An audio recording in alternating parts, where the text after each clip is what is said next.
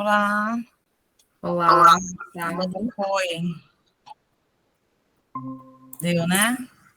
Isso, pronto. Que Tá bom chegando. conseguir entrar. Eu já estava nervosa já. Eu também. Eu falei, cadê que não abre? Ninguém me aceita. Tudo Pronto, bem? tudo e com você, espero que sim. Joia. Pronto. Saída do trabalho. Tem que finalizando os pacientes agora para começar outro trabalho. Eita, Então, posso ter os podemos quatro? começar? Pronto, São tudo vocês ok? quatro do trabalho? Me conta um pouco de vocês. Pronto. Como eu falei para você, uma verificação de trabalho da nossa universidade. Nós fazemos parte da Universidade Universo, daqui de Recife. E o nosso trabalho nada mais é pegar um tema que envolva a psicologia e estudar esse tema, procurar uma profissional na área que fale sua experiência, que tire nossas dúvidas nesse questionamento. Então, é esse nosso objetivo. Vocês têm que ano? Nós estamos no nosso primeiro período. Primeiro período é o que? Primeiro semestre? É É, anual ou semestral? semestral, período. Estamos no nosso primeiro ano, que é o primeiro período agora. Começamos há pouco tempo. Ah, tá. Que legal, que bom. Fico super feliz em saber que já curiosos no primeiro contato na faculdade. Né? Isso. Isso é bem importante. São quantos anos aí, ou períodos? São 5 anos, não é isso, gente? Estou errada? 5 anos. Que equivale a 10 períodos. Tá. Na minha época eram 6 anos de psicologia. 2 anos de anatomia, de patologia do sistema nervoso, 2 anos de estatística, a grade era bem. E quando falávamos de inclusão na faculdade, era só para falar de autismo e deficiência e síndrome de Down. Essa era a disciplina. Por que o interesse de vocês com a surdez? Alguém tem contato? Na verdade, é uma colega nossa que está também no nosso grupo, mas não pôde se fazer presente no momento, que ela acabou de se formar em Libras também. E desde o primeiro dia da aula, ela sempre falava que queria se formar psicóloga porque queria trabalhar com surdos, porque é uma área que não tem muita visibilidade. Então, ela falou isso e nós abrimos nossos olhos para esse assunto. Que realmente a gente não vê, não é algo que é falado. Uhum. Então, acabou interessando a nós também trabalharmos nesse assunto, Ela digamos fez assim. letras libras? Oi? Ela fez letras libras? Isso, medicina. Uhum. Tá. E aí vai fazer psicologia, está fazendo psicologia. Isso. Bacana. Realmente, como vocês chegaram em mim? Foi através, se eu não me recordo, era Mariana, psicóloga clínica, que também trabalhava com surdos, mas ela me indicou você porque você realmente tem esse contato, né, com a comunidade surda. Eu não me recordo bem do nome dela, mas a primeira mensagem que eu mandei, eu acho que eu falei o nome dela. Mariana, eu não me recordo agora. Ela é daí ou é daqui? Aqui, ó, Mariana Santana, psicóloga e psicopedagoga. Mas Eu ela é acho daqui, de São que ela Paulo? isso. Não estou lembrando. Mas, enfim, somos poucas e somos muitas, a gente acaba não lembrando, às vezes, o nome uma da outra. É verdade. Mas vocês chegaram a pesquisar sobre meus trabalhos, sobre a minha formação, a minha experiência? Então, por isso que eu perguntei se a gente poderia começar, porque daí a gente já começaria perguntando sobre você, sobre sua experiência, seu trabalho. Então, a gente gostaria de conhecer mais sobre você. Em 2018, a gente, na verdade, não foi em 2018, acho que foi em 16, mais ou menos. Bom, eu estou formada há 24 anos, né, como psicóloga clínica. Eu tenho 6 títulos de 6 especialidades, entre elas a formação última em Libras. Quando eu fiz, foi a primeira pós-graduação em língua de sinais no Brasil. Quando eu fiz que não tem tanto tempo assim, a Libras é super nova, e tanto a nível de pós quanto de nível de graduação, que antes era só uma certificação que se fazia para estudar proficiência, para saber se você tinha proficiência ou não, ou para ser instrutor, ou para ser professor. Não tinha nada em relação à nossa área da saúde. E aí eu fiz esse curso aqui em São Paulo, foi o primeiro curso de pós-graduação, na curiosidade, né? Porque eu sou muito curiosa, adoro estar, eu brinco, eu sempre falo, eu adoro estar sentada no banco de escola, porque falo, vamos aprender a corte e costura, estou lá porque adoro costurar. Então, fui na curiosidade, aí foram 2 anos e alguma coisinha, acho, de especialização. Junto eu fiz PUC também, especialização, um curso na PUC também de Libras, porque eu me envolvi num projeto que eu comecei em fevereiro. Quando foi em outubro, eu tinha que começar o atendimento numa UBS em Carapicuíba, que é um município aqui do lado de São Paulo muito grande, e para atender surdos lá na UBS, posto de saúde, né, UBS. E aí eu fiz essas duas, né, os dois cursos ao mesmo tempo e fiz aula com professor particular, surdo, que era meu professor da pós, porque quando eu entrei na pós, eles falaram que você não precisava ter conhecimento na língua, e eu não sabia nem o que era letra A, nunca tive contato com o surdo. E aí fui na curiosidade, cheguei lá, todo mundo sabia mais do que eu, porque eram só professores, psis, a gente só tinha acho que 2 ou 3 psis, e o resto tudo era professores que já tinham contato com o surdo, então minimamente tinha língua. E eu não sabia absolutamente nada, e aí fiquei na angústia, falei, não vou desistir, vou continuar, e contratei esse professor. E junto fiquei fazendo uma imersão cultural, então eu ficava de domingo a domingo frequentando a comunidade surda. Parques, shoppings, igreja, centro de Umbanda, igreja evangélica. Eu percorri por todos os caminhos, por todos os lugares que eles estavam, e descobri que a comunidade era imensa.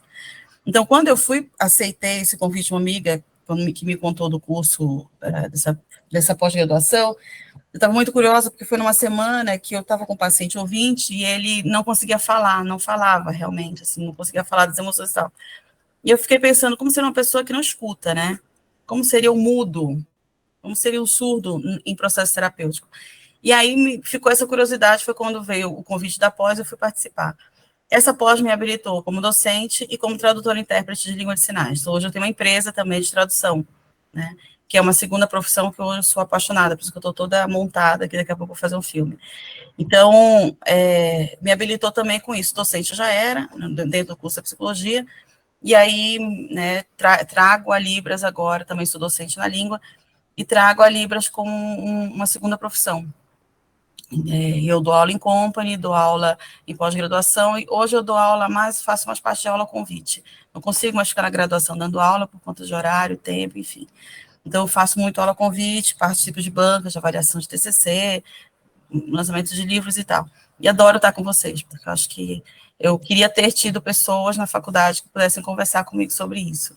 Acho que se eu tivesse, eu não teria te perdido 20 e poucos, 4 anos, não, 24 não, eu estou trabalhando com isso há 12 anos ou 13 anos, não, eu estou trabalhando há 15 anos com Libras. Então, acho que eu teria ganho mais tempo, né?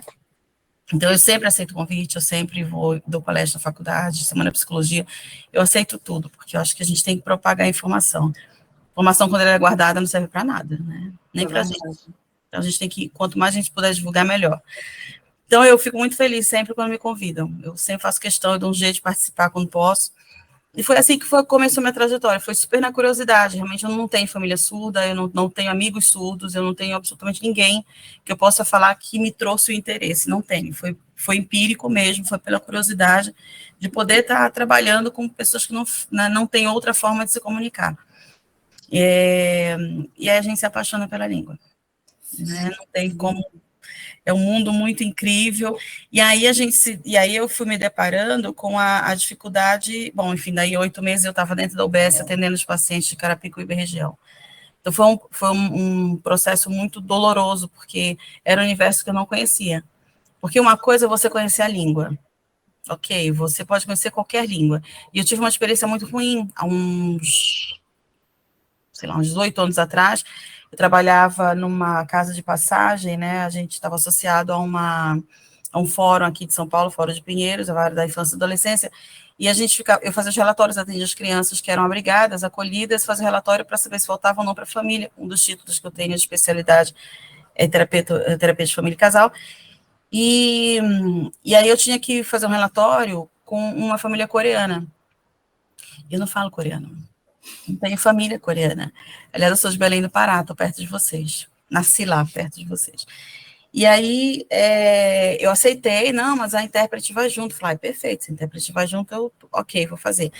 E aí, no primeiro atendimento já foi muito difícil, foi muito sofrido para mim, porque eu fiquei 1h30 com uma tradutora coreana, traduzindo para o português, que não era a língua dominante dela, e para eles eu acho que é muito mais difícil, para uma coreana que era uma questão super importante, de guarda de filho, de muita grana envolvida, e a tradutora deve ser super competente, mas eu fui muito incompetente para compreender o que ela estava falando.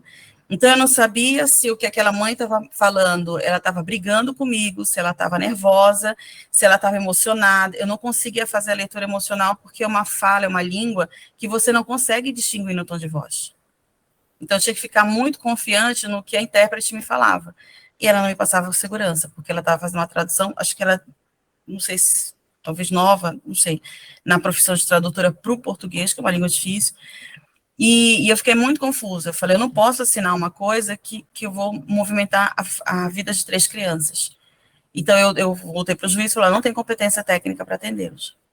Não, mas Priscila, você, suas especialidades. Eu falei, não é questão de especialidade, é questão de língua, cultura. Eu não sei ouvir esta pessoa. E declinei, né? E a gente tentou uma psicóloga que tivesse problemas familiares e tal, para poder compreender como é que aquela cultura se dá. A gente fala com as mãos, a gente fala com o corpo, eles ficam imunes e aí só, né, aquele gesto, aquela coisa falada, e um tom que, enfim, eu não tinha competência técnica para isso. Passei o caso. Por que eu estou contando essa história? Porque isso me marca muito quando eu entro na língua de sinais. Quando eu entro para aprender Libras, para atender o surdo. Porque não adianta, e não é um desestímulo, ao contrário, não adianta eu ser proficiente na língua. Se eu não conheço a cultura e se eu não sei como é que esse sujeito pensa. O setting terapêutico, me interrompam, pelo amor de Deus, vão me cortando aí, tá? O setting, depois a gente entra nas perguntas, é isso? Senão eu já vou contar. O setting terapêutico é muito diferente. Só vou dar uma contextualizada, acho que para embasar melhor para vocês até o podcast. O setting é muito diferente, porque quando a gente... Aqui é meu consultório, tá? Se vocês estiverem ouvindo barulho de fundo, que hoje eu tenho uma festa aqui no bairro, chamada Pai Fest, e fecharam tudo aqui, fica aí, tem uns palcos aqui. Quando você atende uma pessoa ouvinte na clínica, você tem um padrão, né? Eu tenho criei meu padrão de atendimento, e eu tenho combinados, a gente faz passa ali as regras do jogo, né? Como é que você vai fazer a sua atuação, trabalho, tempo, horário, marcação, tudo isso você também conversa com o surdo. Só que ele vai te perguntar se hoje nem tanto, no meu caso, por sermos poucos, né, no território nacional, enquanto profissionais cisbilíngues, eu acabo sendo muito conhecida. Somos muito conhecidos, porque somos muito poucos, que é péssimo. Então, hoje não mais, mas eles vão perguntar se você tem carro, se você é casada, se você é solteira, mas se você é casada, você não usa aliança. Eu sou casada, eu quase nunca estou de aliança, porque na gravação me atrapalha. Aí vai perguntar se você tem filho, vai perguntar quanto custa o aluguel, se esse conjunto comercial aqui é seu. Então, assim, até você entrar de fato, né, na questão, ele já levantou tua vida inteira. Por quê? Porque o surdo, ele tem algumas peculiaridades. A surdez, ela traz para esse indivíduo umas peculiaridades muito diferentes em relação aos ouvintes, em relação à cegueira, em relação às outras deficiências. Eu também sou guia intérprete, não sei se eu comento, acho que não. Então, eu trabalho com surdo cego. Então, e com surdo cegueira é um outro universo. Eu trabalhar com surdo cego. E aí, você não pode se esquivar. Aí a gente sai da faculdade, eu sou psicanalista winnicottiana, não sei, vocês ainda não viram o Winnicott? Ainda não. É maravilhoso, é fantástico, é um psicanalista inglês que veio, né, ali também foi discípulo de Freud, e tem uma visão humanista da psicanálise incrível. Eu não posso falar muito, senão vou influenciar vocês, mas quando tiver a oportunidade de estudar o Winnicott e quiserem material e quiserem falar disso, a gente pode falar. E aí, a gente não tem, então a gente não tem praticamente nenhuma biografia, a gente não tem um olhar traduzido dentro dessa sistemática emocional, psicológica, para o sujeito surdo. Freud não fala do surdo, Melanie Klein não fala do surdo, vou pegar só os... né? Lacan não fala do surdo, ninguém fala do surdo. Lacan dá uma pincelada sobre a pessoa que tem dificuldade de percepção, e aí ele coloca o surdo num contexto, enfim. Então, assim, a gente tem muita dificuldade em relação à literatura. temos algumas pessoas que têm escrito coisas bacanas no congresso que eu organizei, depois eu vou contar para vocês. A gente pode se ver, se descobrir, se rever. Tem outra pessoa muito importante, que é o Renato Dente Luz, eu não sei se deram também a indicação dele. É uma pessoa incrível também na área, aqui de São Paulo, boníssima, super gentil, generosa, assim, um querido. Ele tem 2 livros escritos, ele fala sobre as cenas surdas dentro do contexto familiar, e a gente é um pouco par nessa história por conta da minha especialização. E aí, como é que eu trato desse sujeito? Se eu chego de uma clínica, de um modelo clínico teórico sistemático, onde a gente, eu não tenho divã, mas eu tenho sofá grande, por ser especialista em família, eu tenho família também. Se quiser deitar, dá para deitar. Então, assim, se você veio de um contexto onde né, lá a gente aprende que só pode apertar a mão, não pode dar beijo no paciente, não é paciente, é cliente, eu considero paciente. Embora como palavra, não como significado, que eles são bem ativos, eu entendo a atividade, as trocas que acontecem, mas enfim, como é que você lida com isso? Então, a gente responde o que ele pergunta na primeira consulta, não responde, a gente deixa entrar, não deixa entrar, já começa daí. O setting terapêutico já é completamente transformado. Você não atende surdo à meia luz, você não põe o surdo no divã, porque ele fica de costas para você e não vai enxergar isso aqui. Né? Então, tem algumas adaptações, poucas, dependendo da abordagem teórica, que a gente precisa fazer enquanto cenário mesmo. Né? Então, não dá para ter muitos estímulos, eu não tenho, o estímulo que eu tenho aqui é o meu jardim, deixa eu ver, mostro para vocês aqui. É o meu jardim de inverno que eu tenho aqui, que é tudo de verdade, que eu amo planta. E é o único estímulo que eles têm, a gente tenta diminuir muito o estímulo, porque a primeira atenção que ele chega é se você está cheio de cordão, se você está super mega maquiada. Então, tem algumas questões aí que são bem diferentes em relação ao paciente ouvinte. O ouvinte, ele é mais, ele chega muito focado nele mesmo, ele quase não olha a gente, quase não vê, né? O surdo não. Por que eu falei que hoje isso não acontece mais? Por ser muito conhecida, eu sou indicação da indicação, então as pessoas chegam e, enfim. Um cuidado que eu tenho, e aí acho que também é interessante quando vocês começarem a atender, nunca marca um surdo atrás do outro. Não agenda um surdo atrás do outro, senão vira uma grande reunião, e aí você, né, fora que a gente tem que preservar. Comunidade é sempre muito pequena, vocês falam em comunidade, eu queria depois retomar uma coisa que vocês escreveram lá. A comunidade, ela é muito pequena. Se ela é pequena aqui em São Paulo, imagina outros estados. Né? Então, assim, eles se fecham no nicho, se segregam entre si, segregam a sociedade, porque a sociedade não fala a língua deles. Então, eles precisam estar sempre juntos para se comunicar e entenderem o mundo, né? Então, eles se conhecem. Então, não há nada mais delicioso que você ouvir fofoca de surdo, porque você está vendo a fofoca em tempo real, você não consegue deixar de olhar.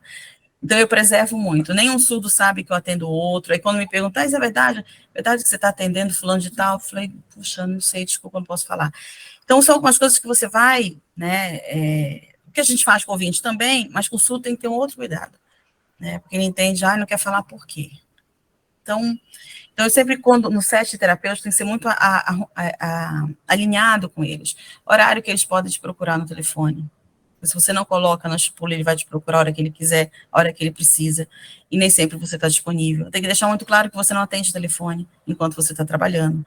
Então, são combinados que você fala 1, 2 vezes com o ouvinte, e depois de uma experiência ruim que eu tive, eu coloco todos os combinados no papel, o paciente assina e me devolve. E aí, isso tudo tem que estar muito mais claro para eles. Eu estou acessível ou não estou? Não, eu estou acessível, mas quando eu puder estar acessível. Tanto que eu tenho uma mensagem automática no meu telefone, porque senão eu não consigo trabalhar. Então, e eles ficam ofendidos se você não atende. Por isso que eu falo que antes da teoria, a abordagem que vocês escolherem, antes mesmo até de pensar em ser fluente e não usuário, é diferente. Para atender o surdo, vocês precisam ter uma imersão cultural. Vocês precisam conviver com o surdo, precisa ter contato com ele, entender como ele sente, como ele pensa, qual é a visão que ele tem de mundo. Porque a falta de comunicação limita muito o acesso à informação de mundo. Eu sempre falo, todas as deficiências são horrorosas no sentido de sofrimento e dificuldade, mas a surdez é a pior nesse contexto de conhecimento de mundo. Porque o cadeirante continua recebendo todas as informações, o cego também, né? Um DAO, dependendo do tipo do grau, ele consegue aprender. O autista, a gente tem vários trabalhos que vem conseguindo incluí-los e a percepção de mundo, o surdo não. Se ele não tiver um tradutor do lado, ele não sabe que a Rita Lee morreu. Verdade. Simples assim. Ele não sabe o que é uma guerra na Rússia, o que está acontecendo lá, ele não sabe. Se não explicar, ele não sabe. Aí eu sou surda, eu soube mais ou menos, assim, mas sei lá, acho que queriam roubar uma ilha lá. Aí eu conto para ele vai contar para você, fala assim, é verdade, então esse é meu sinal, tá? Então a Priscila falou que tem um homem lá que ele quer roubar uma ilha. Não é uma, são duas. Você é telefone sem fio? É isso que acontece. Então eles confiam nas informações que eles têm, que um conta para o outro. E tem uns que acabam fazendo, se empoderando desse lugar, e aí vira rebanho, né? Mas é outro tema. Por quê? Eu não tenho acessibilidade dentro de casa. Meus pais não sabem língua de sinais, se eu tenho irmãos não sabem Libras. Às vezes eu consigo, por sorte, ter tido uma educação bilíngue numa escola para surdos, o que é algo raro, difícil a gente pensar em termos de Brasil, São Paulo, a gente ainda tem uma estrutura que também é precária, não vou dizer que é 100%, mas tem boas escolas aqui sim. Então eu vou frequentar aqui centro. Se na época da adolescência, enquanto a gente é jovem, a gente não dá ouvido para pai e mãe, pensa se o surdo vai dar. Vai dar ouvido para quem que não se comunica comigo. Então, esse sujeito, ele cresce na frente da televisão, porque quando ele está à mesa, sentado com a família não vai parar para ficar traduzindo para ele o que eles estão conversando. Porque a comida vai esfriar, porque eu tenho horário, porque eu tenho que sair, porque eu não tenho paciência. Então, eles crescem isolados do mundo, então eles almoçam na frente da televisão. Eles não são incluídos dentro de casa. Então, quando eles se encontram com os pares dele, com os iguais, tudo que é feito ali eu vou fazer também, porque eu pertenço àquele mundo. Esse pertencimento é natural do ser humano. E com o surdo, isso fica elevado a 1.000.000, ao infinito, na verdade. Né? Porque ele não tem outra fonte de conhecimento. A gente ainda fica meio nos grupinhos da escola, né? Porque do adolescente troca aqui, troca ali. O grupo que anda com a calça, não. O grupo que anda com o sapato, não sei de onde. O grupo que gosta de rock. Então, a gente vai se subdividir, e que é natural o pertencimento. O surdo só tem uma opção. Né? Então, há uns 4, 5 anos atrás, mais ou menos, eu trabalhei numa escola estadual aqui bem conhecida, dando consultoria lá, porque todos os adolescentes estão fazendo sexo anal. Porque ele engravida. Então, eu posso transar. Então, não é uma informação completa. Não há olha, vem cá, vamos pensar. Eles não sabem, não é isso. Eles não são trabalhados, não foram ensinados a pensar. Então, o pensamento é muito concreto. Pensamento concreto que leva a gente a pensar, quem não conhece, que o surdo é deficiente mental. Entende? Esse professor que é um querido amigo hoje, a gente até faz alguns trabalhos juntos, quando eu comecei o curso, aí fiz amizade ali com 5 pessoas, vamos combinar, vou chamar aqui o Matheus para dar aula particular no consultório, vamos lá. Num dia só estava eu, ninguém veio, todo mundo com medo, professor, ninguém veio, fiquei sozinha com ele. Depois eu montei um grupo de estudos, botei ele para fazer com o grupo e tal. Teve um dia que ele passou mal, tô passando mal, tô com dor, falei, Matheus, aonde? Não sei, tô com dor. Só para encurtar a história, porque a gente ficou o dia inteiro no hospital. Ele estava com gases, só que ele não sabe explicar o que é gases. Vocês têm filhos, não, né? Tem cara de quem tem filho. Não, graças a Deus ainda não. Não. Então, assim, quando a criança não tem, né? Então, quando o irmão pequeno, enfim, ou vê alguém, quando a criança é pequena, ela começa a falar, mãe, tô com dor bem aqui, você vai nomeando, dor de cabeça. Eu sempre falava, eu tenho uma filha de 13 anos, eu sempre falava para ela, mãe, tô com dor de barriga. Eu falei, é dor de cocô ou é dor de vomitar? Você tem que identificar, porque a criança não sabe. Então, você tem que ir nomeando para ela. Só que ela é ouvinte, eu também. E quando a criança é surda, eu não sei o sinal, eu não conheço a língua de sinais. Nossa, que complicado. Não, vai passar. Bora aí, leva no médico, chega lá, não é nada, volta, a criança vai e volta, entra em consulta, cresce adolescente, indo e voltando em consulta, sendo ouvido através do que a mãe conta e não do que ele de fato está sentindo. Então, o médico medica a mãe, não medica a criança. Tá? E aí acontece o que aconteceu há uns anos atrás, eu recebi aqui uma surda, que ela desenvolveu um quadro psicótico a partir de medicações ministradas a ela, a partir da escuta da mãe, né, com o psiquiatra, e ele foi medicando ela, como se ela fosse esquizofrênica, né, e ela desenvolveu uma psicose de fundo medicamentosa. Por quê? Porque o surdo desenha no ar. Essa língua maravilhosa, ela tem espaço visoespacial, que a gente usa esse quadrante aqui. Então, a língua ela é toda construída aqui. Então, ela começava a construir a língua e falava que ela tinha visto o helicóptero na época do Datena, que matou uma menina lá, o namorado. E o helicóptero passava por cima da casa dela. E ela tentava relatar isso para a mãe. A mãe levava para o psiquiatra como tendo alucinação. Meu Deus. Tinha comunicação com ela também e não quer pagar o intérprete para entrar junto no consultório. Então, assim, eu gosto de começar falando disto, porque eu primeiro preciso ver o sujeito, porque a teoria é isso dentro desse universo que a gente está falando. A língua é isso dentro desse universo. Então, entendam que não é um cursinho de 30 horas que vai me fazer proficiente, que vai me fazer fluente para atender um surdo no consultório. Ah, Priscila, mas eu vou atender com aquele aplicativo. Eles detestam. Detestam, porque é o vocabulário robotizado, né? Eles não gostam. Ah, eu vou escrever. Ok, você sabe que a segunda língua do surdo é português escrito. E muito mal e porcamente, não por culpa dele, por culpa do sistema educacional do Brasil. Então, eu vou escrever. Nossa, exemplo incrível. Agora, aconteceu comigo ontem. Ontem, eu tenho um paciente surdo, trabalha numa empresa, adulto, né, alfabetizado em português muito pouco, mas algumas palavras ele consegue entender. Olha o que aconteceu. Eu escrevi para ele, por conta dessa festa aqui, que estava essa confusão toda e tal, não sei o quê, eu escrevi para ele.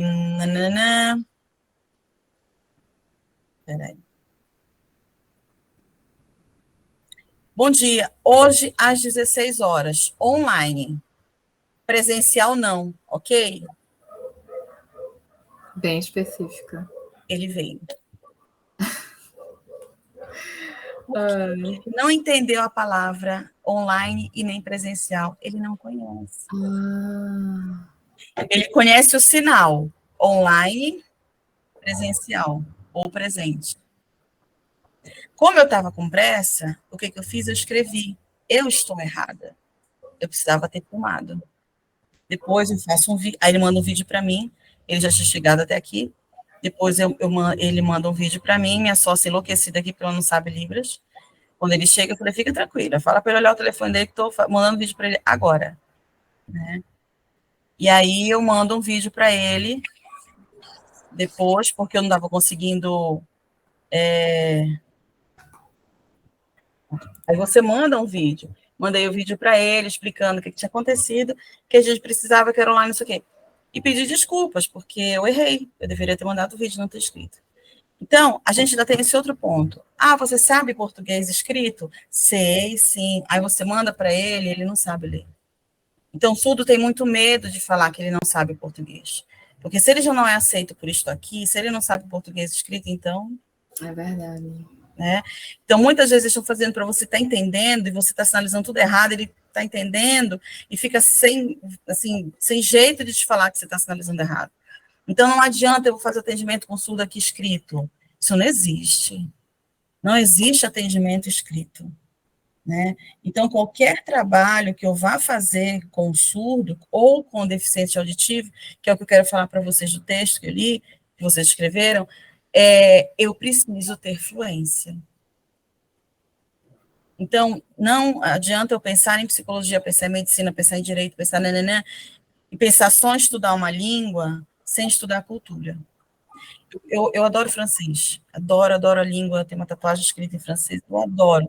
Aí eu falei, não tenho tempo de fazer nada, aí um paciente meu até que me indicou o Duolingo, não sei se vocês sabem, o Duolingo, que é o complicado. Aí eu fiquei, mas gente, eu tô preocupada. Aí eu falei, aí eu com a minha cabeça. Eu falei, nossa, tô preocupada, porque eu vou ficar eu conversando com uma máquina e cadê a cultura? Como é que você vê como essas pessoas entendem? Eu começo. É que nessas outras línguas, a cultura é uma parcela muito pequena para a língua. Muito pequena. Mas para este idioma, Libras, a cultura é fundamental. Então, quando vocês contam lá, saber que foi, que veio, então, que foi o padre Leplet trouxe, porque eles eram abrigados como deficiente mental. Por que foram criados? Por que eles eram separados em nichos? Eles iam para os conventos? Porque eles eram tidos como deficientes mentais, eles não eram reconhecidos como surdos. Eles eram reconhecidos como deficientes mentais. Esse padre, esse abade, que então cria um código linguístico e começa a se comunicar, porque naquela época você não podia deixar herança para deficiente, você deixava para o Estado, para o clero, você não podia deixar para o deficiente, então eles não podiam herdar. Então tem todo um contexto histórico, todo esse cenário que eu preciso conhecer antes de eu atender o cara aqui, de eu atender esse sujeito, essa pessoa, né? Tem todo um cenário por trás. E aí, sim, as expectativas dos pais, se esses pais são ouvintes, se esses pais são surdos. Agora, tem 3 semanas ontem foi o dia de gravar vídeo, a noite de gravar vídeo. Eu estava com uma paciente, estava comigo há 2 anos e meio, surda, muito bem nascida, porque os pais têm dinheiro, estudou nas melhores escolas bilíngues, estudou depois numa escola para ouvinte com um intérprete junto, toda acessibilidade, ela está com 20 anos. E a mãe é uma mãe mais velha, filha única, o pai é médico e criaram a menina numa bolha. E queriam que eu fizesse milagre em 2 anos e meio. Como ela não muda o que eles querem, porque ela já mudou muita coisa de se impor, por isso que eles tiraram da terapia. Mandaram uma mensagem para mim, olha, a gente está finalizando o processo dela, porque a gente não está vendo mudança. Só que toda a orientação que eu dei para eles não faziam. Então, a gente ainda tem todo esse contexto por trás familiar. Eu tenho uma outra surda, que hoje ela já terminou a faculdade, ela me chega aqui com suspeita adulta, ela estava com 24 anos na época, ela me chega aqui com os pais, que não sabem língua de sinais, eles criam sinais caseiros e tudo bem, desde que se comunique, eu quero que se comunique, não precisa ter a fluência que eu tenho, eu sou uma profissional da língua, é diferente. Porque a suspeita era que ela tinha sido abusada pelo marido da madrinha. E ela estava indo na delegacia com a mãe. Fez o depoimento sem intérprete. Eu já comecei a ficar agoniada aqui. Só de ouvir já fiquei respirando, ouvindo, né? E aí eu pedi para refazer o BO. Por quê? Aqui na frente deles, ela já disse, tinha contado várias vezes, eu contei. Aqui na frente deles, ela disse que ela não foi abusada, ela foi para o motel com ele porque ela quis. Meu Deus. Então, o cara ia ser preso por um depoimento errado. Então, as dimensões da surdez são mais do que quantos decibéis eles escutam. É mais do que ele ser implantado ou ele usar o ASS. É muito mais do que isso. Por isso que eu falo, eu só consigo atender essa pessoa, por isso, na verdade, a minha primeira especialização, foi aos 4 anos, foi terapia de família e casal, porque eu não conseguia ver a pessoa sozinha aqui na consultória. Eu imaginava um dia atendendo e vendo o sujeito sozinho. Então, para mim, era importante ter essa base, entender a família. E a nossa profissão é autorreferente. Então, eu não consigo ver o surdo sem olhar tudo isso.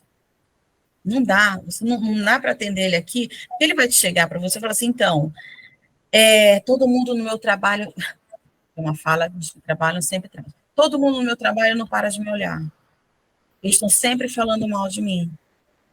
Por quê? O surdo não escuta. Qualquer levantada de sobrancelha perto dele está falando mal dele. Qualquer expressão que você faça, qualquer suspiro, dor de barriga, você ele já está com ele. Então, por quê? Porque ele não está ouvindo. Então, ele tem por si, a surdez traz, e a importância de conhecer a patologia, a surdez traz uma perceptoriedade muito grande, que é diferente da perceptoriedade de um ouvinte, do termo perceptório dentro da nossa área, da psicologia. Então, está todo mundo o tempo todo falando dele. Aí ele trabalha, aí o ouvinte folgado, porque ele sai para o banheiro várias vezes e fica aqui trabalhando sozinho. Eu falei, ok, mas quem é que é visto aí dentro da área? Ah, sou eu. Eu falei, quem é reconhecido? Sou eu. Eu falei, bom, né, que ele está indo no banheiro toda hora. Então, ele fica se preocupando com a vida do outro, porque ele está tendo prejuízo. Aí ele fica se questionando a gerência e o mundo inteiro, por que o cara que trabalha do lado dele tem um salário maior do que o dele? Aí eu pergunto, mas você fez faculdade? Você tem pós-graduação, MBA? Não. Eu falei, então, como é que você quer ter mesmo salário?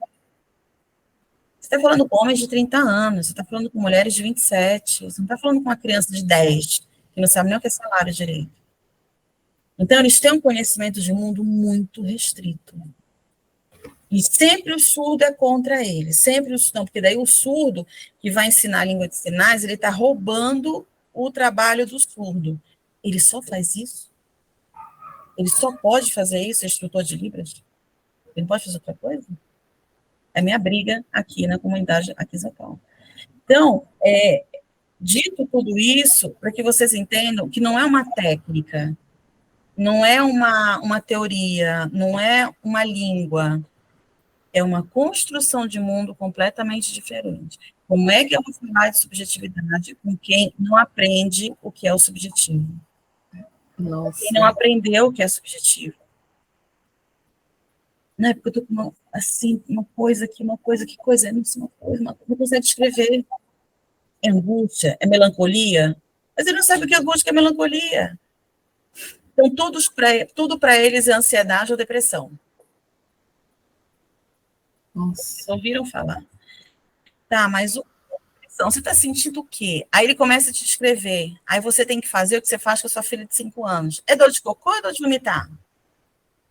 E não é porque é retardado, é porque não tem recurso, não foi ensinado. Se você pega uma criança, neta e filha de pais surdos, e uma criança filha de pai ouvintes, surda Diferente. é outra criança. A criança filha de pais surdos, ela voa. Até inglês eles aprendem se quiser, porque eu tenho que aprender inglês.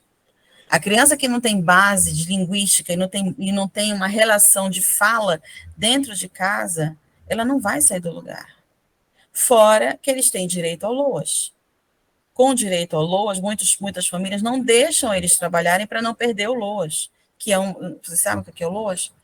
É uma aposentadoria para pessoas idosas e deficientes, né, que o governo dá, tem que ter uma renda baixa para receber.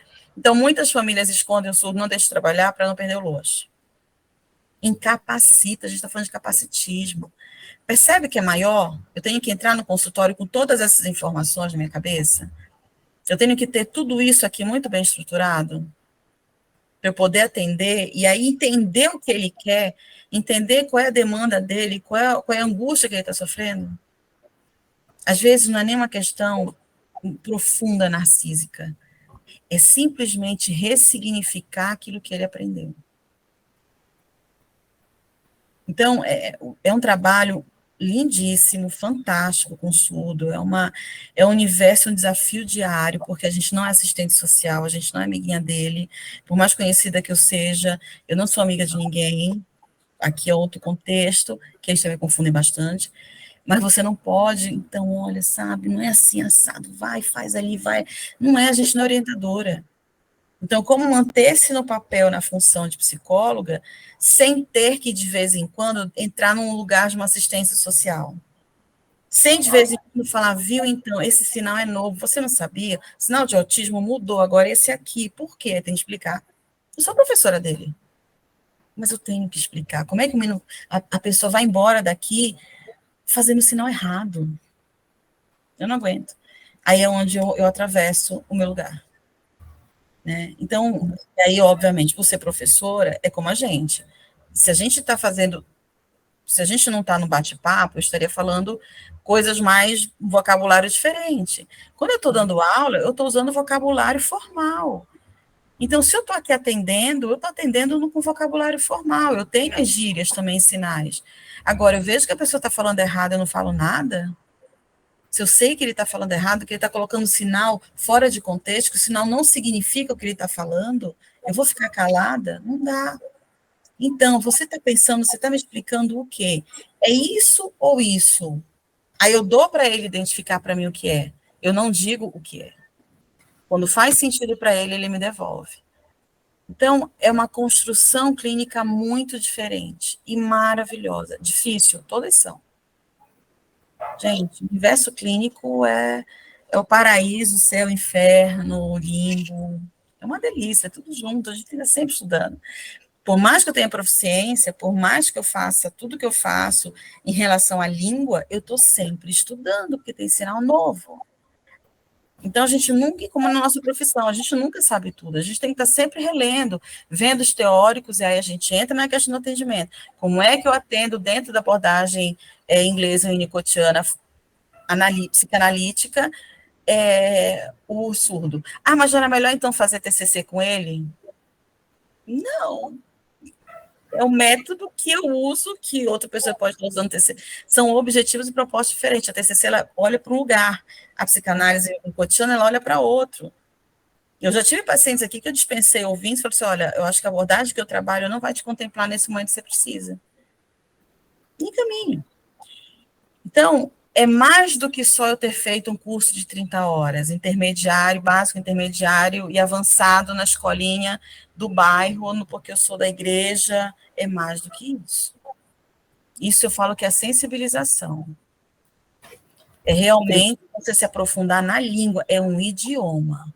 Eu sempre falo com meus alunos, a hora que você estiver numa fila de pão e o surdo fizer uma pergunta para você, você conseguir responder por que trocou a apresentadora da Globo, você chegou lá.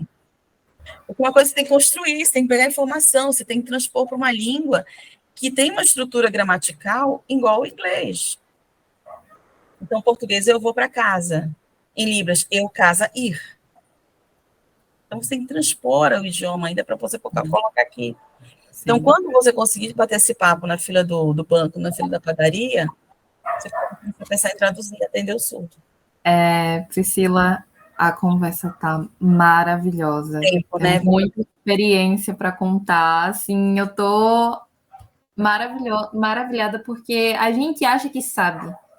A gente nunca sabe de tudo. É isso, a gente acha que conhece, mas quando é uma profissional realmente que tem um contato, sabe, é outra coisa. Então, assim, eu queria passar a tarde toda conversando, mas infelizmente, né, tem a questão do tempo. Falei, vai me parando aí, porque eu não paro. Então, a gente vai para as perguntas, assim, a maioria das perguntas você já respondeu, né?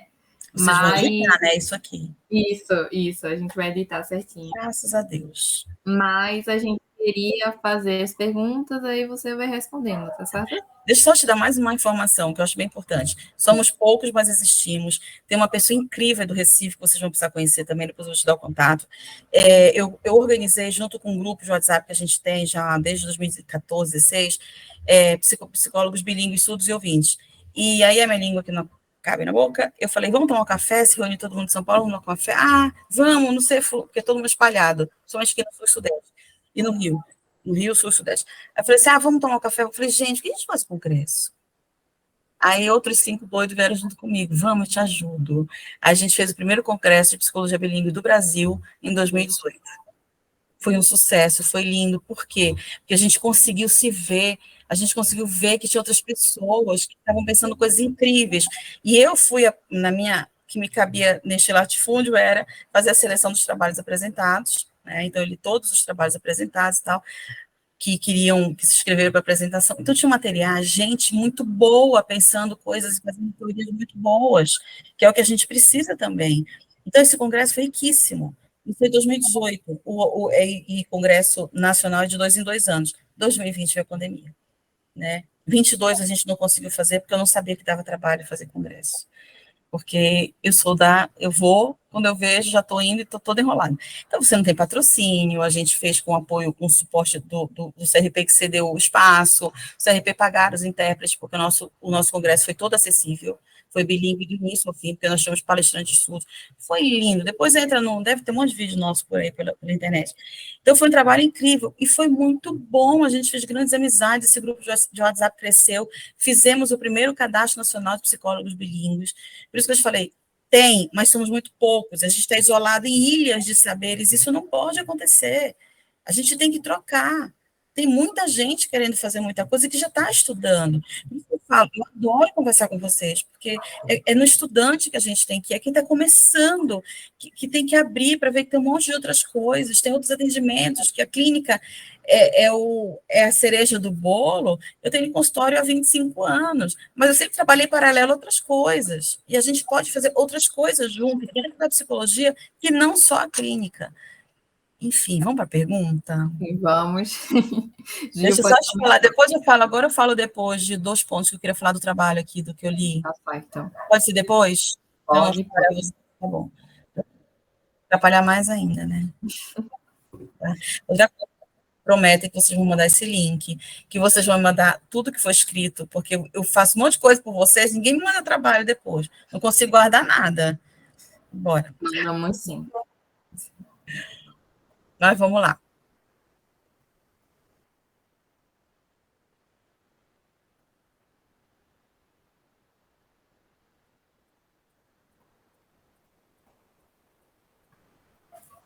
Tá. É um desafio, como a gente começou a falar um pouquinho, mas é um desafio maravilhoso. É difícil, porque por serem uma comunidade, é a única deficiência que tem uma comunidade. As outras têm associações. A surdez tem associação, mas ela é uma comunidade fechada, porque a gente não tem uma sociedade bilíngue. Então, o acesso à comunidade, ele fica muito mais restrito para a gente ouvinte, principalmente quando não sabemos a língua. Então, para esse tipo de atendimento, esse tipo de trabalho com a pessoa surda, com o sujeito surdo ou deficiente auditivo, porque tem muito deficiente auditivo que usa a língua de sinais, né? Acho que vale a pena desmembrar a questão da deficiência auditiva também como usuário da língua de sinais, né? Porque deficiente auditivo não usa a língua. Mas, enfim, eles acabam se fechando nesses nichos, então nossa entrada fica muito limitada.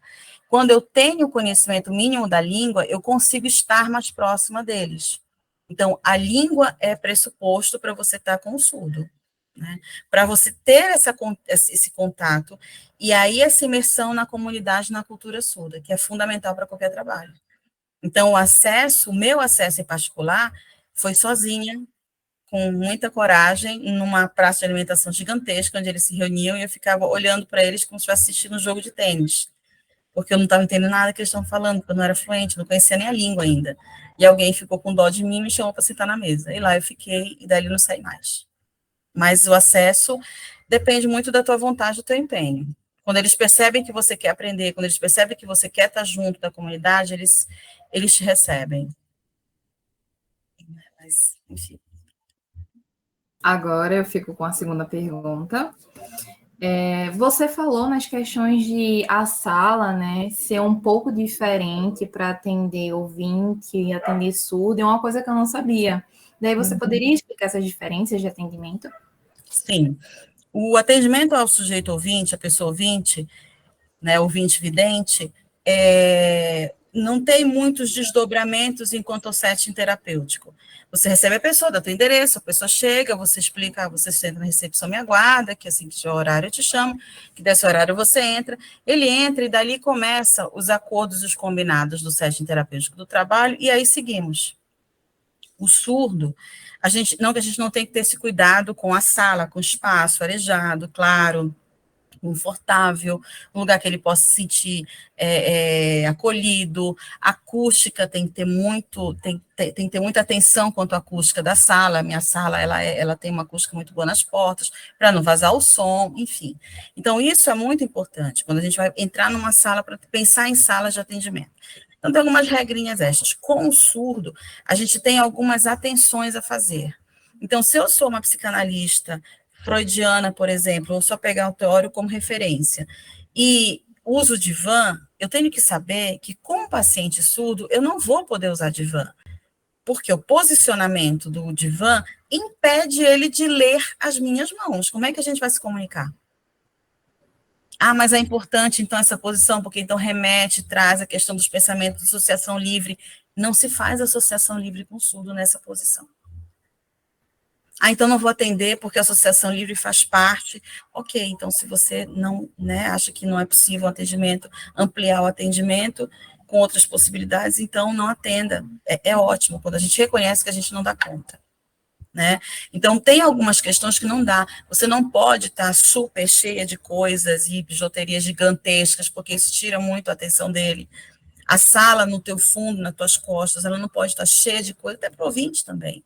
Então, a gente tem um padrão de uma sala mais simples, né? Algo que não distraia muito. Eu, à noite, eu atendo com a luz aqui do meu jardim, e a luz, e 2 abajures aqui, 3, na verdade, onde teto, isso para o ouvinte, para o vidente. Para o surdo, as luzes têm que estar todas acesas, eu não posso trabalhar na penumbra. Porque a comunicação dele se dá pelo visual. Ele tem que ter o domínio, o controle de tudo que ele está aqui, de onde ele está inserido. Então, é importante que ele controle esse ambiente. Então, já é um paciente com características que eu tenho que considerar. Os combinados em terapia precisam ser feitos de uma forma muito clara.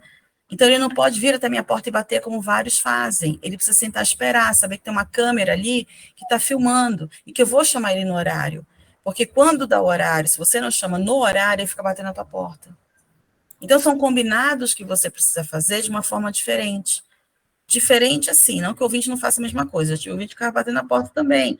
Mas, sim, conta muitas coisas. Aí você entra no processo todo de análise e tal. Então, tem algumas demandas do surdo, que a surdez impõe ao sujeito, que modificam um pouco o nosso set. Então, ele vai te perguntar se você é casado, se você é solteiro, se você tem carro, onde você mora, se você é daqui, se você é de acolá. Eles têm essa necessidade de conhecer esta pessoa, porque você não pertence à comunidade dele. Então, ele não te conhece. Ah, mas o ouvinte chega até você por indicação de um terceiro. É verdade, porque ele confia no terceiro. Ele não confia em mim ainda. Ele confia no terceiro que indicou. E o surdo está construindo a relação dele comigo. Então, a gente tem esse formato inicial de setting terapêutico tem que ser muito cuidado com o surdo. Né? Entendi.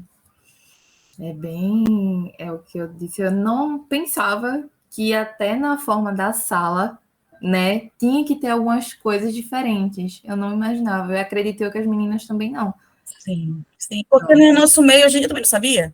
Antes de começar a trabalhar, eu também não sabia, não fazia a menor ideia como era. Para mim, assim, muitas coisas começaram a fazer sentido na construção do trabalho, porque a gente não tem referência, a gente tem pessoas de referência, mas uma referência teórica, escrita, concreta, a gente não tem. Então, você também vai construindo o teu trabalho, você vai construindo aqui o setting com o paciente, como a gente faz com o ouvinte vidente também, mas com a surdez tem uma peculiaridade que é a cultura. É verdade. Gil, pode passar para a próxima pergunta, tá certo?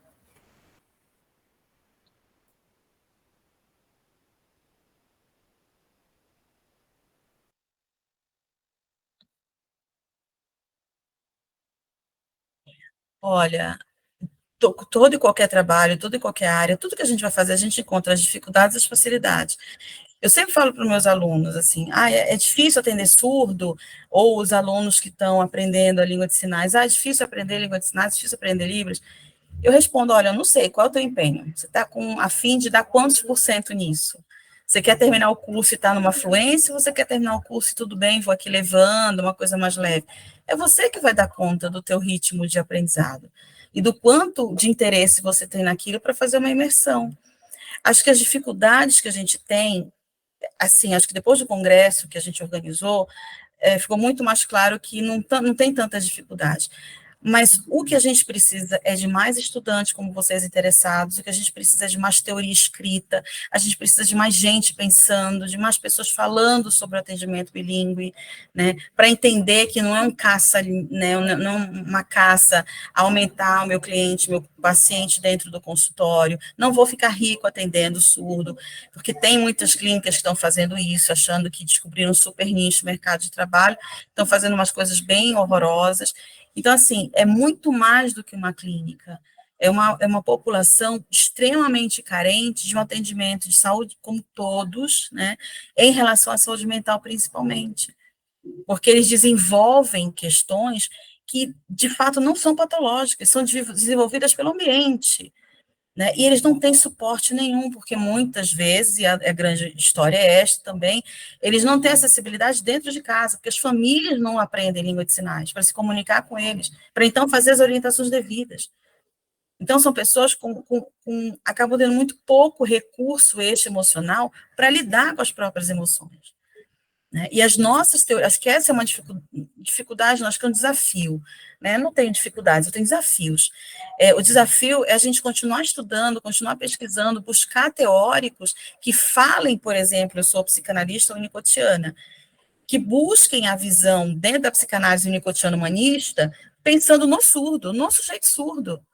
Então, a gente vai fazendo adaptações teóricas, construtos teóricos, a partir de coisas pensadas para uma pessoa que escutava, que escuta. Então, a pessoa que vê, escuta, é diferente a construção de mundo de uma pessoa que não escuta e de que não tem acesso à informação. Né? Então, eu não tenho dificuldades, eu tenho desafios. Né? Dificuldades eu não tenho, eu vou atrás, eu dou um jeito, a gente vai com os nossos pares, a gente vai conhecendo outras pessoas, outros profissionais, a gente vai tentando se ajudar. Como viramos um grande grupo depois do Congresso Nacional que a gente fez em 2018. Né? Mas, não sei se eu estou dentro das perguntas, vocês vão me balizando aí. Tá ótimo.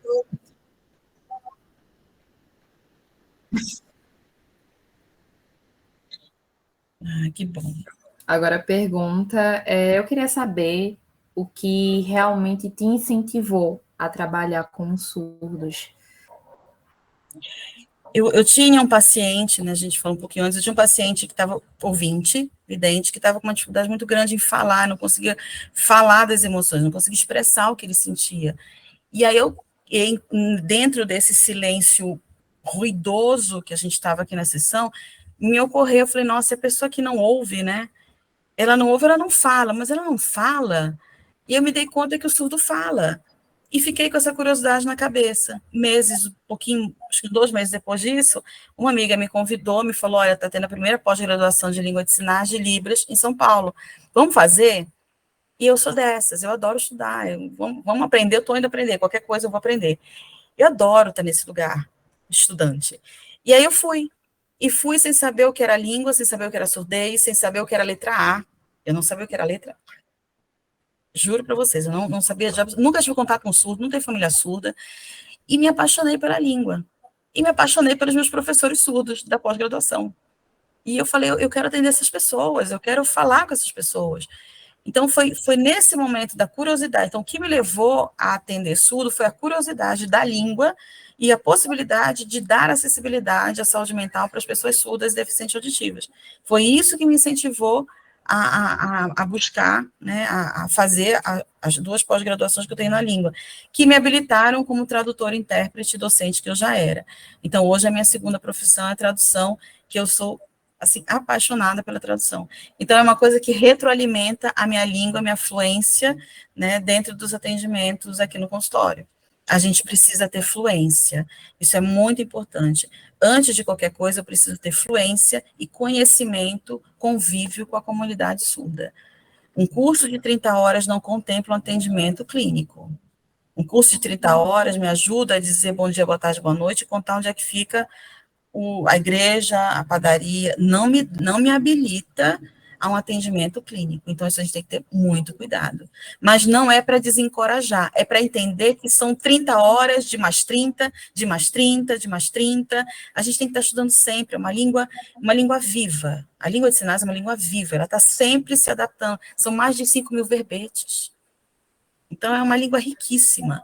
Né? Então, a gente tem que estar sempre inquieta, né? Sempre inquieto para buscar mais e mais informação, mais e mais vocabulário, enfim. Maravilhoso. Agora, infelizmente, estamos chegando ao final, né? Estou amando essa conversa. Que pena. Mas aí a gente vai para a última pergunta. O Gil pode fazer.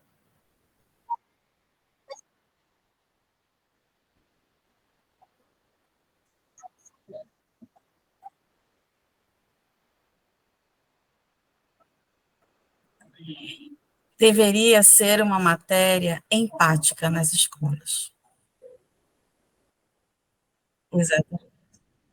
Exatamente. Então, deveria ser uma matéria empática nas escolas.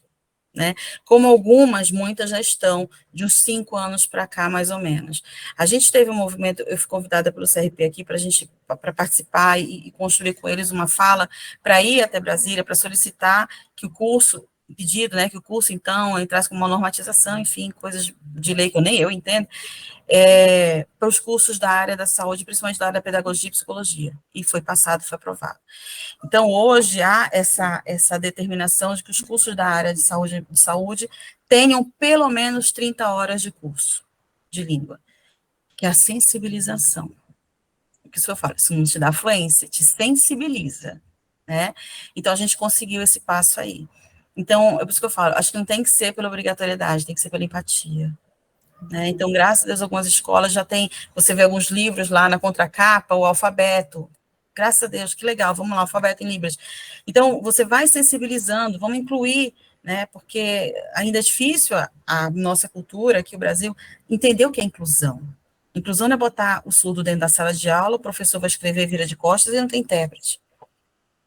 Porque quando ele vira de costas, ele não está mais vendo o professor, né? E aí o professor aceitar que o intérprete tem que ficar ao lado dele no palco, ou ali na frente da tela, né? E não ficar como milindres, achando que está perdendo o brilho, porque ali tem uma pessoa que está viabilizando o contato com ele, inclusive, né? Que tem que liberar o material para o intérprete estudar um pouco junto também, para montar a aula, para saber como é que ele vai estar conduzindo, porque são estudos linguísticos, é o estudo de vocabulário, a tradução, né? Então, tem muitas coisas que a gente que já avançamos muito, né? E que a gente precisa continuar avançando. As faculdades hoje, muitas faculdades com intérprete, com equipe fixa de intérprete, né? A TV Cultura tem uma equipe incrível de tradução, que inclusive uma das pessoas que coordenam da assessoria ali é surda. Então, a gente tem muito profissional surdo competentíssimo. A equipe de tradução da TV Cultura é super competente. Né? Então, assim, tem muita coisa acontecendo e tem muita coisa que a gente pode continuar fazendo e ajudando, mas eu acho que seria fundamental que os alunos pudessem ter essa sensibilização desde a escola. Né? O HC aqui há, o IPQ, a área de psiquiatria, e o ambulatório, o ambulatório multicultural lá, eles têm a preocupação dos atendimentos lá ao surdo, tem intérprete, tem profissionais interessados, eu acabei de dar uma palestra para o pessoal residente da área ali da psiquiatria também, então assim, tem profissionais da área saúde se sensibilizando com o atendimento ao sujeito surdo, porque são medicados erroneamente, são medicados através do que a mãe, do que o pai, do que o irmão falou. Os médicos não escutam o paciente diretamente, não existe uma escutativa, né? E a gente aqui também, enquanto psicólogos, a gente também tem que ter uma escutativa. E para eu ter uma escutativa, eu preciso ser fluente na língua. Eu não posso escrever, eu não posso ficar refém de uma mãe, de um familiar. E tampouco, e aí eu deixo aqui para vocês pensarem, ou talvez uma próxima conversa, como que é o atendimento clínico, psicológico, aqui no nosso nicho, com a presença de um intérprete de Libras, que foi um ponto que a gente levou para o CRP, aqui de São Paulo. Eu fiz várias rodas de conversa lá, com vários temas referentes a isto, né, essa acessibilidade toda, né, contribuindo, né, como colaboradora. Então, tem muita coisa dentro da nossa prática, dentro da nossa clínica, que a gente ainda tem que pensar, tem muita coisa a ser feita ainda. Por isso que a gente não pode ficar segurando o que a gente sabe, a gente tem que sair dividindo, porque é junto, pensando junto, que a gente encontra novas formas, novas soluções, né, de uma forma mais prática, não enquanto teoria, mas como que a gente pode viabilizar. Criamos o Cadastro Nacional, né, de surdos e bilíngues, né, porque a gente tem muito psicólogo surdo bilíngue, né, psicólogo surdo especializado, a gente tem a Rita, queridíssima, foi a primeira psicóloga surda no Brasil. Então, assim, tem muita gente fazendo muita coisa boa, a gente só precisa contar, né. Então, um pouco disto. Priscila, a conversa foi maravilhosa. Eu acho que não só eu, mas todas aqui agradecemos muito por compartilhar experiências. É como você falou, são pouquíssimos profissionais. Daqui de Recife, nós não conseguimos achar nenhum, né? Então, só conseguimos achar mais por São Paulo. Então, foi aí que acabei chegando até você. Agradecemos muito mesmo por compartilhar a experiência, nos abrir os olhos para muita coisa. E é isso. Eu que fico super feliz, agradeço o convite, não os nego nunca, se quiserem a gente bate mais outros papos, o que eu acho que é bem importante a gente poder ter essa possibilidade, esses espaços de escuta e fala, acho que a gente, enquanto condição de estudante, a gente tem muita coisa para fazer, muita coisa para pensar, muita colaboração a dar, né, porque somos estudantes, não temos experiência, mas a gente tem questões, a gente tem reflexões, né. Então, eu adoro estudar e conversar com os estudantes de psicologia, porque, né, colocar ali, plantar uma sementinha, uma curiosidade dentro desse universo do atendimento bilíngue em Libras assim, a minha missão, né, acho que a gente tem missões na vida, virou minha militância, trabalhar e incluir o surdo dentro do atendimento de saúde mental, E tem muita gente bacana fazendo muita coisa legal. Eu vou dar o contato de um queridíssimo amigo, Ed Gleison, que é uma sumidade, um teórico, um estudioso também, e que é daí, eu vou mandar para vocês o contato, vale a pena uma conversa também com ele é uma pessoa inteligentíssima. Mas é isso, eu fico super à disposição, agradeço imensamente o contato, o que vocês precisarem, material ou indicações, eu estou aqui. Eu boto esse tempo de ver as coisas e ir respondendo, tenham paciência comigo, mas eu tô aqui à disposição.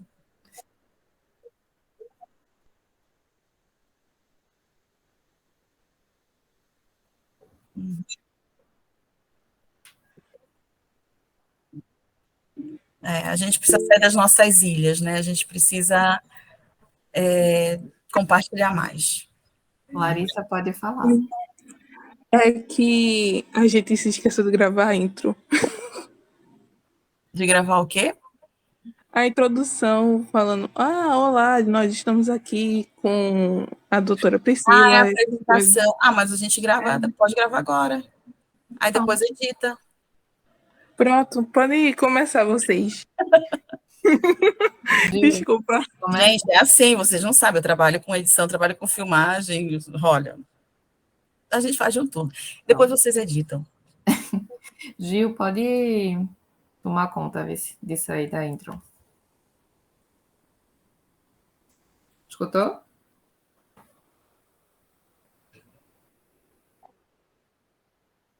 Não, porque Larissa não disse que a gente tem que fazer a intro, que no caso é da boa tarde, falar o comecinho, entendeu? Pra gente depois poder... É que a culpa foi minha, porque eu já cheguei falando, eu não deixei nem vocês se organizarem, né? Pronto, aí tá tudo bem.